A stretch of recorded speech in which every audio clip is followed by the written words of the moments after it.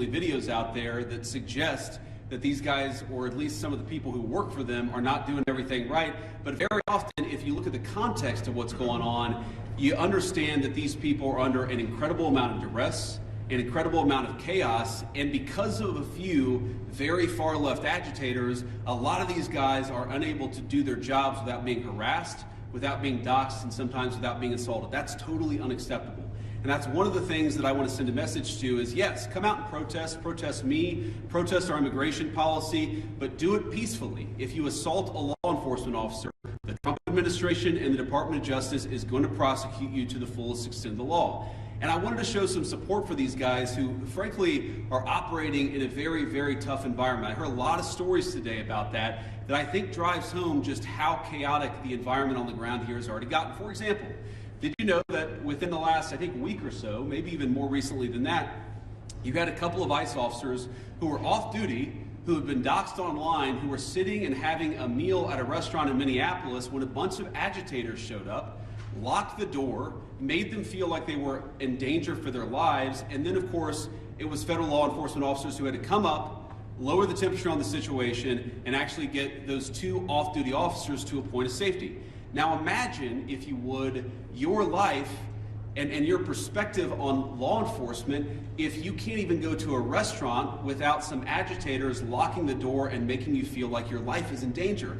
That is the environment that has been created, I think, by a lot of very, frankly, far-left people, but also by some of the state and local law enforcement officials who could do a much better job in cooperating and working. And by the way, I'm not talking about the cops, who these guys told me on the ground, the cops are very sympathetic to what they're dealing with. I'm talking about state and local elected law enforcement officials who could do a lot better job in making their lives a little bit easier, and in the process, they would make the lives of all Minneapolis residents easier, and that's what we want. We want to be able to enforce the immigration laws on the one hand, while on the other hand, we want to make sure that people in Minneapolis are able to go about their day. And I want to say just one last point on this.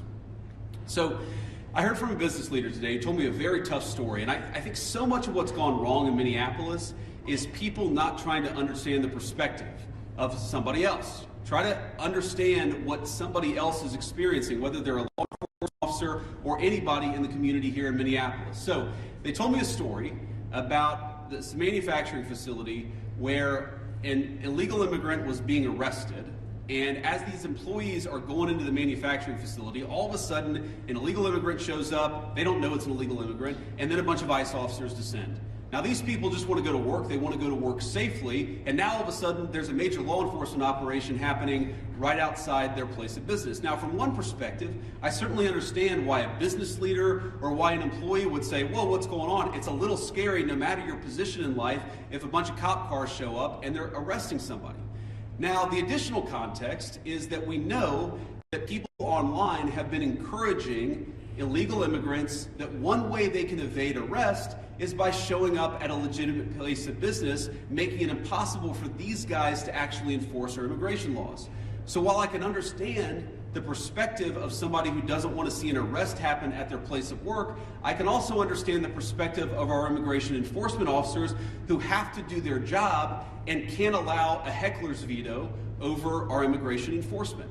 And so much of what's gone wrong is the failure to do that. And here's the point. We can do a good job of enforcing our immigration laws without the chaos, but it actually requires the cooperation of state and local officials. If you look at blue cities and blue states, red cities and red states, you go to Austin, Texas, or Memphis, Tennessee. You go to the state of Texas, obviously a very red state, or the state of Tennessee, a very red state, but you've got blue cities within those states, you do not have this level of chaos. The reason why things have gotten so out of hand is because of failure of cooperation between the state and local authorities and what these guys are trying to do. We have a ton of resources, a ton of ICE agents in this city right now that I would rather us not have. I'd love to send those guys home. They're not even doing targeted immigration enforcement. They are trying to protect ICE officers who are doing immigration enforcement, because when a crowd surrounds them and these guys call 911, the local officials, the local cops have been told to stand down. So we have people here who aren't even doing immigration enforcement, they're doing force protection. so that if a rioter tries to ruin the life or assault an ICE officer, they're actually protected.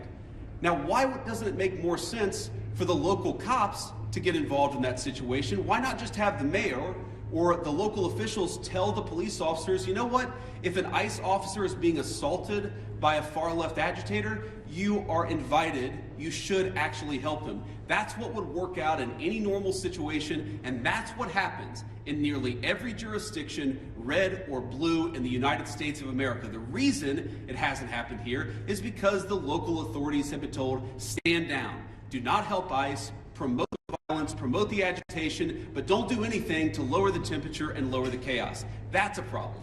Here's another example of how the lack of cooperation between state and local officials makes it harder for us to do our job and turns up the temperature. Let's say, for example, we have a criminal migrant who is a sex offender. And let's say that we've got to go and arrest that person who, Democrat or Republican, wants a sex offender living in their community. I would assume, I would hope that most people don't. But because they're an illegal alien, we don't know their last address. We may have known their address 3 years ago, but we don't know their address now. What we'd like to do is talk to local officials and say, you know what, according to the Medicaid rules, where was the last address this person was domiciled? Or according to a SNAP application, a food stamps application, maybe that could give us insight to where this person is today. Or maybe they had some local court trouble. We could go to the local courthouse or even the local jail and try to find where this criminal sex offender is today. The local authorities have been told, do not cooperate. So these guys are trying to go out and enforce the law. They're trying to arrest sex offenders, but they're trying to do it in an environment where local officials have been told, do not help them, do not provide intelligence about where these sex offenders might be. This is disgraceful. And there are a lot of things that all of us could do better to lower the temperature, but the number one thing that I learned today is that the best way to facilitate reasonable enforcement of the law, but also to lower the chaos in Minneapolis, would be for state and local officials to cooperate. Now, I will say, on one final positive note, I actually think that there's some hope, some reason to think that there's going to be better cooperation in the weeks and months to come. I think that because I've talked to some of the local officials here. I think there are reasons to believe that these people are going to step up and actually ask the cops to protect our ICE officers when they're being assaulted, who are going to ask the local courts to cooperate with getting criminal sex offenders out of our community. That's a good thing. That's the good news, and that's something I'm going to work on when I get back to Washington. But please, if you're a local official, if you're the mayor of this town, if you have any influence over those people, just tell them to cooperate. Because we could have immigration enforcement operate as smoothly and without the chaos that we see in Austin, Texas, or Memphis, Tennessee, or even rural parts of the state of Minnesota. All we need is a little cooperation. I guarantee you, we're going to do the best to be professional, to respect people's rights, to not do anything that we don't have to do in order to enforce immigration laws, but it would make our lives a lot easier, it would make our officers a lot safer, and it would make Minneapolis much less chaotic if we had a little bit of cooperation from the state and local officials. With that, I'll shut up and take some questions. Thank you, guys. Vice President Vance, a local school district here is alleging ICE agents detained a 5-year-old after preschool on Tuesday. We've also seen multiple American citizens detained by ICE or harassed by ICE in the last 6 weeks. Are you proud of how your administration is conducting this immigration crackdown here in Minnesota right now? Well, I'm proud of the fact that we're standing behind law enforcement, and I'm proud of the fact that we're enforcing the country's laws. But, you know, you asked a question about this 5-year-old kid. I actually saw this terrible story while I was coming to Minneapolis. We just left Toledo, Ohio this morning for an economic messaging event. And I see this story, and I'm a father of a 5-year-old, actually, a 5-year-old little boy, and I think to myself, oh my God, this is terrible. How did we arrest a 5-year-old? Well, I do a little bit more follow-up research. And what I find is that the 5-year-old was not arrested, that his dad was an illegal alien, and then when they went to arrest his illegal alien father, the father ran. So the story is that ICE detained a 5-year-old. Well, what are they supposed to do? Are they supposed to let a 5-year-old child freeze to death? Are they not supposed to arrest an illegal alien in the United States of America? If the argument is that you can't arrest people who have violated our laws because they have children, then every single parent is going to be completely given immunity from ever being the subject of law enforcement. That doesn't make any sense. No one thinks that makes any sense. Now, you know, there are so many of these cases like that where if you just understand the context, there have been a number of situations that I've looked into personally where I say, wait a second, we don't want ICE arresting American citizens. They're supposed to be enforcing the immigration laws against illegal aliens. So then I look into it and I find out that the American citizen who was arrested took a swing at an ICE officer. You can't have that happen. And of course they have to defend themselves. And of course they have the right to detain somebody who assaults a law enforcement officer. Now, this is my point. Do we want these things to happen? Do we want these arrests to be so chaotic? No, we don't. These guys want it least of all, but if we had a little cooperation from local and from local and state officials, I think the chaos would go way down in this community. Go ahead. After the Renee Good shooting, sir, the administration seemed to suggest... Yeah, well, you can go next. Oh, no, I'm sorry. I thought you pointed it out. No, that's fine. I'll take both. After the Renee Good shooting, sir, the administration seemed to... After the Renee Good shooting, the administration seemed to suggest that ICE officers enjoyed near complete immunity. But today you told the Washington Examiner that when appropriate, the administration might take disciplinary actions against ICE agents. So is that a change of opinion? And if so, why the change in tone? No, I didn't say, and I don't think any other official within the Trump administration said that officers who engaged in wrongdoing would enjoy immunity. That's absurd. What I did say is that when federal law enforcement officers violate the law, that is typically something that federal officials would look into. We don't want these guys to have kangaroo courts. We want them to actually have real due process, real investigation, because again, sometimes they're accused of wrongdoing, and it turns out when you learn the context, they didn't actually do anything wrong. But of course we're going to investigate these things. Of course we're investigating the Renee Good shooting, but we're investigating them in a way that respects people's rights and that ensures that if somebody did something wrong, yes, they're going to face disciplinary action, but we're not going to judge them in the court of public opinion. I've spoken at length on this particular case. I think that Renee Good's death is a tragedy. I also think that she rammed an ICE officer with her car.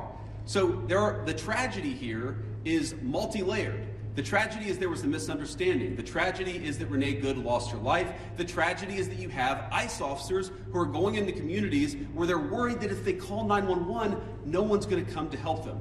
That is what produces this terrible situation, and it's something state and local officials here in Minnesota could solve. Yes, sir. Could you give us a message towards the March for Life tomorrow, especially regarding this cooperation and family values? It's a shame the kids have to get caught up in all this, and towards that. Well, it is a shame that kids have to get caught up in this. I am speaking at March for Life tomorrow. I'm pro-life, and I'm very excited to speak there. I want to talk about local law enforcement, but I am. As a child, I saw people in my family get arrested. It's terrible.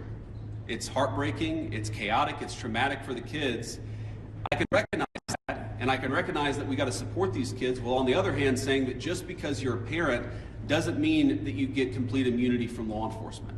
And I think we have to hold both of those thoughts in our head at the same time. We've got to be sympathetic to the kids who are caught up in some of these enforcement actions. We've also got to say we have to enforce the law without bias, with fairness, but we've got to enforce the law. Mr. Vice President! Thinking about local government, there was a clash in St. Cloud roughly a week ago, and their mayor said they haven't heard about ICE being in the city. And how does ICE kind of proactively work with these local agencies? What are those policies, and what's your response to that allegation? You said there was an altercation in St. Cloud. It's an hour north. Yeah. Last week. After the incident, the mayor said that ICE did not communicate with them that they were in the city for a major operation. The police chief did not know about the operation at the time. Could you talk a little bit about proactive communication with local law enforcement? Yeah, it's one of the takeaways. I've talked with these guys before we came on the stage, but during our roundtable and some of the other conversations we've had. Communication, we absolutely want to ensure there's good communication between federal officials and state and local officials, and I'm sure that we can do better on that. We absolutely want to make sure that we are communicating, but that also requires a two-way street, and that's the point that I make about state and local officials. These guys will absolutely communicate with state and local officials. They'll tell people if they have to do an enforcement operation in a particular municipality, but part of that is they also want to ensure that if they're communicating about their whereabouts, that's not being used as a weapon against them. Sometimes they tell people where they're going, and then they find out that their agents' faces are on on Reddit or on some social media thread saying, here's this guy, we know he's going to be at this place at this exact time.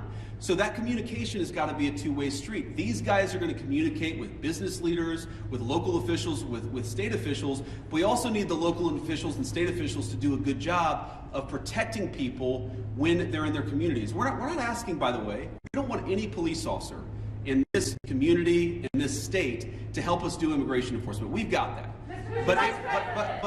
But if a protester shows up and that protester turns violent against our immigration officers, we really, really need the cooperation of our local partners. We haven't gotten it yet, but I think if we do, we really can lower the temperature. My colleague at the Washington Post reported today that an ICE memo allows agents to enter people's houses without a judge's warrant. What do you say to people who are concerned about this violating the Constitution, and how much is this tactic being used?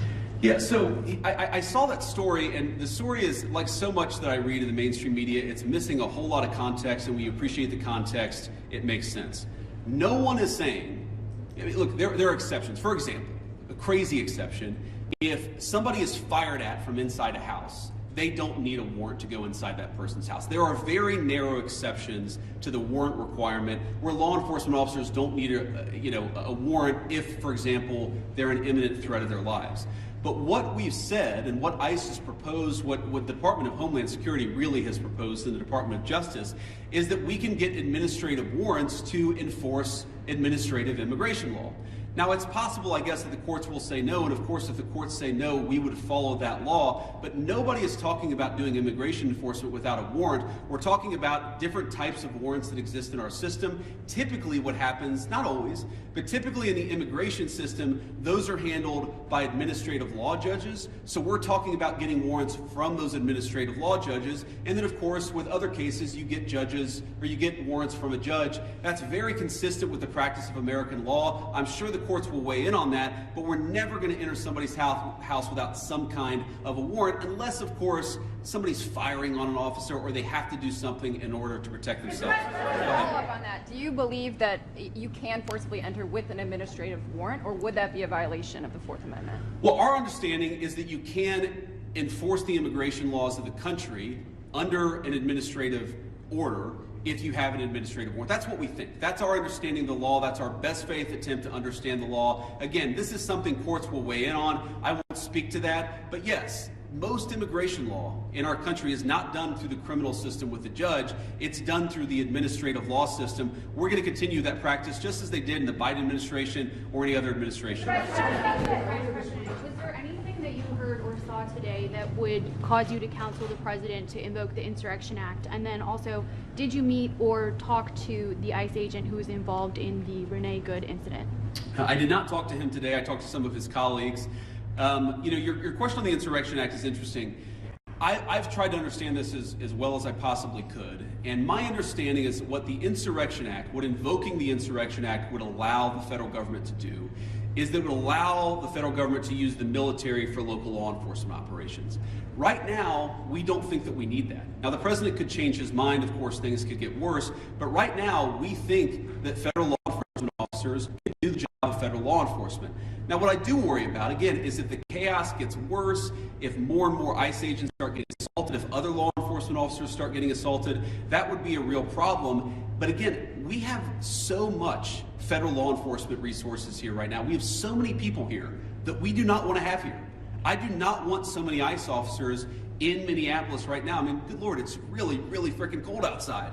But they're here not even to enforce immigration laws, but to protect the people from the rioters. That's an absurd state of affairs, and we wouldn't need it if we had a little bit more cooperation from the Minneapolis Police Department. Again, the Minneapolis Police Department, my understanding is that the actual beat cops on the ground, they would love to help out, but they're being told by somebody, I don't know if it's Mayor Frey, they're being told by somebody not to cooperate at all. What kind of a person tells their local police don't protect somebody if they're being assaulted by a rioter? It's crazy, and it's got to stop. Yes.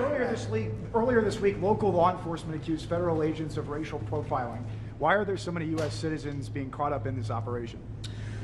Well, I think your question assumes something that's not necessarily in evidence, which is that when there are American citizens who have been caught up in some of these enforcement operations, very often it is people who have assaulted a law enforcement officer.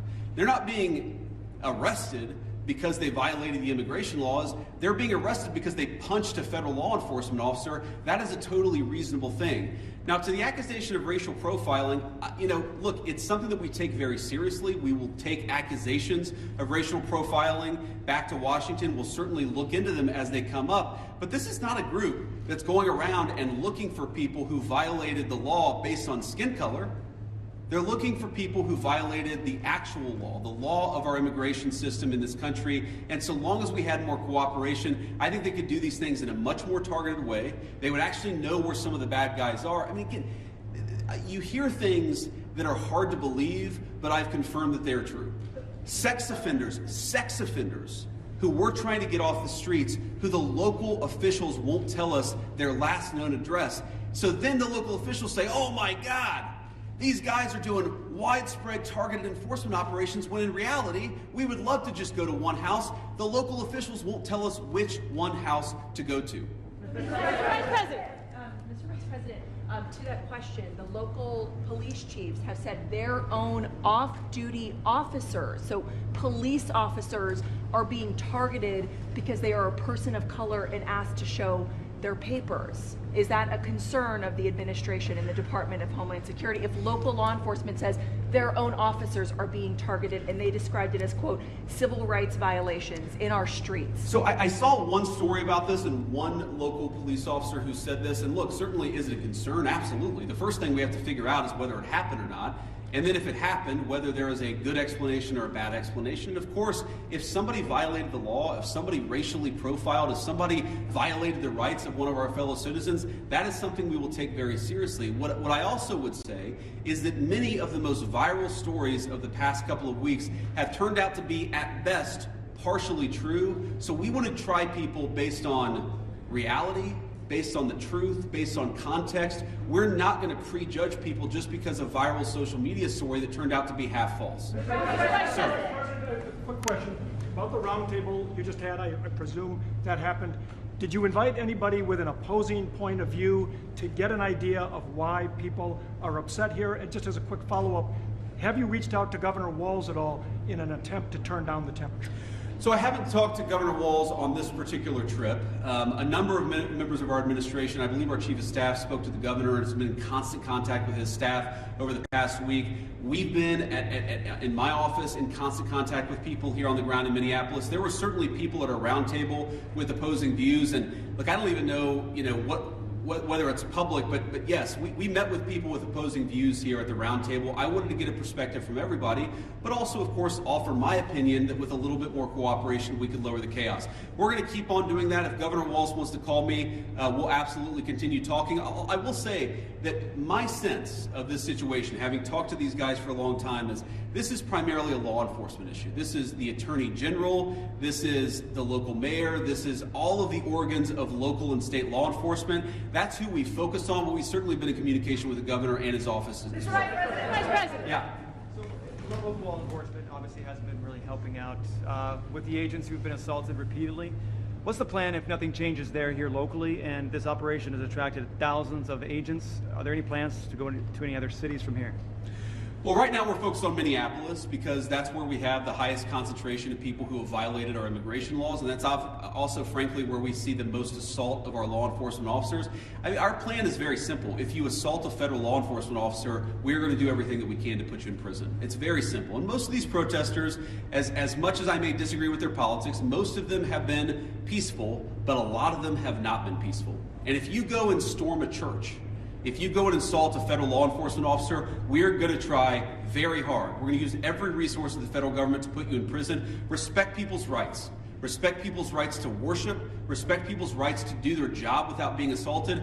If you follow that basic principle, the Trump administration is doing everything that we can to protect your rights. But if you go after somebody, if you assault somebody, if you make a 9-year-old girl cry because you walked into her church and harassed her, we're going to go after you with every single tool that we have. Maggie Vesper with NBC News, sir. Your administration has said repeatedly this is about safety, about making Americans feel safer. So what do you say to people here in Minnesota who say it's the overwhelming presence of ICE officers and federal officers and their tactics that are making them feel less safe? Well, one thing I would say is, first of all, we saw in 2025 the biggest one-year drop in murders in the history of the United States of America. Significant reductions in violent crime. The reason why we have less violent crime is really two reasons. Number one, because we're enforcing the immigration laws and getting very violent criminals out of our country. And number two, because we're enforcing our criminal laws and putting guys who assault and murder behind bars. This is part of a broad effort to make us safe. And the chaos that people are seeing, and I understand there is frustration of the chaos, I'd say that we're doing everything that we can to lower the temperature, and we would like federal and local, or excuse me, state and local officials to meet us halfway. Are you saying are you saying that they're not perceiving it correctly? Are you saying that they're not seeing that it's the tactics or the presence of the officers that are Look, I'm sure that people are seeing a lot of things that would make any member of our national community feel very upset, but I also think that if you understand this in context, this is the inevitable consequence of a state and local government that have decided that they're not going to cooperate with immigration enforcement at all. In fact, they're going to aggressively not cooperate. So here's a basic illustration of this. If you are an ICE officer and you have to arrest a person who's committed assault and is also an illegal alien, but the state and local officials won't help you identify that person, many of the things that people in Minneapolis are seeing that give them pause, that frustrate them, that worry them, that make them feel like things are too chaotic, many of these things are coming from the fact that there's no cooperation with state and local law enforcement. And I guess what I would tell people, again, many of whom are justifiably concerned and worried about what they're seeing in their communities, is why are we not seeing it anywhere else? We're seeing this level of chaos only in Minneapolis. LA and Chicago, we had some problems there. Pretty much every jurisdiction where these guys are operating, you don't see the same level of chaos, you don't see the same level of violence, you don't see the problems that we're seeing in Minneapolis. Maybe the problem is unique to Minneapolis, and we believe that it is. And it's a lack of cooperation between state and local law enforcement and federal law enforcement. ICE has been operating here for years with less pushback than we're seeing right now. And even the St. Paul police chief recently said, is there not a way to find common ground without scaring the hell out of people in the community? Those were his words. And I just wonder, with this Operation Metro Surge, is any part of it meant to send a form of political message to the leaders here in Minneapolis and the state of Minnesota? And I know you talked about you've been in touch with the governor's offices and the mayor's offices, but why have you not been able to speak to them directly? Have they not been willing to do so? Well, look, I have spoken to some of the people in Minnesota directly. I spoke to some of them today. I've spoke to others in the past. And again, our staff has been in very direct contact with pretty much every official with any influence or any power in Minneapolis. But no, we're not trying to send a political message. We're trying to enforce the law. And unfortunately, what has happened is that as we've enforced the law, there's been this weird reaction, again, unique to this city. This is not a common thing across the United States of America. There's been a very unique, very Minneapolis-specific reaction to our enforcement of federal immigration laws. What I'm trying to do here today is understand why that is. What is it about Minneapolis that has become so chaotic? What are the specific types of cooperation that we need? Look, I don't need Tim Walz or Jacob Frey or anybody else to come out and say that they agree with JD Vance or Donald Trump on immigration. I just don't need that. What I do need them to do is empower their local officials to help our federal officials out in a way where this can be a little bit less chaotic and it can be a little bit more targeted. Like if we're trying to find a sex offender, tell us where the guy lives.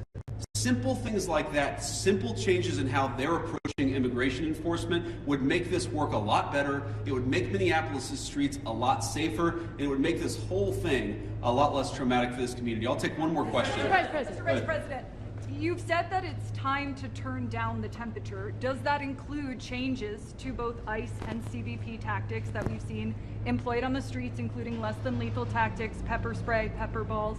Beyond that, what is the federal government's role in turning down the temperature? And the Minnesota Department of Corrections says that its own officers have been cooperating with ICE all along, handing over criminals once they serve their sentences to ICE officials. Can you concede that there is some cooperation with the state?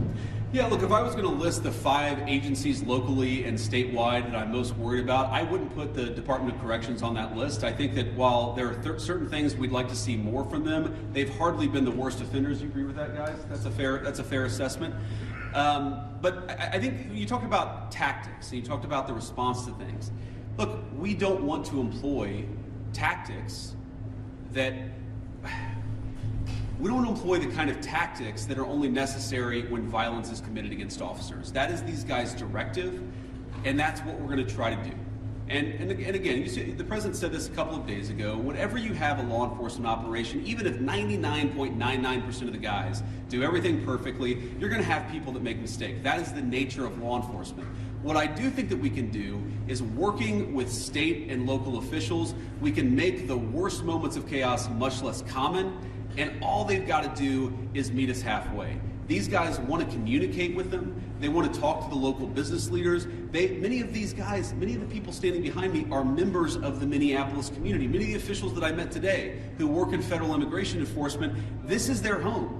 They love this place. These are their neighbors. They want this to work a lot more smoothly. I think that we can get there. We just got to work at it a little bit, and we need some cooperation from state and local officials. The last thing that I'll say is I just hope they give it. This is a beautiful city. I've only been here a few times. I love it, even in this weather. I love Minneapolis. We could do a lot better. We could do a lot more with more cooperation. The Trump administration, the directive that I got from the President of the United States is meet these guys halfway. Work with them so that we can make these immigration enforcement operations successful without endangering our ICE officers, and so that we can turn down the chaos a little bit, at least. I think a lot, actually. But for us to do that, we need some help from the state and local officials. We will keep on working with them, and so long as they're willing to work with us, they will always find a partner in public safety and law enforcement in the Trump administration. Thank you all. Question for Brazil. Question for Brazil. Mr. Vice President.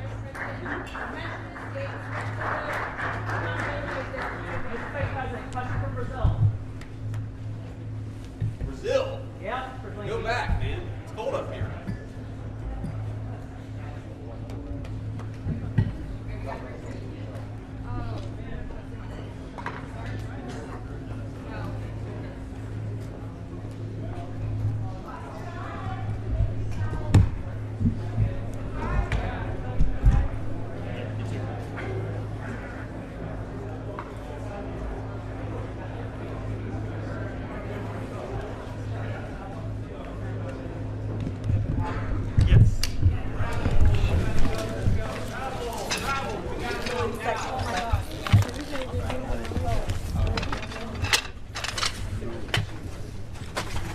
Travel, come on. You guys gotta travel. Yeah. Is that it? These two.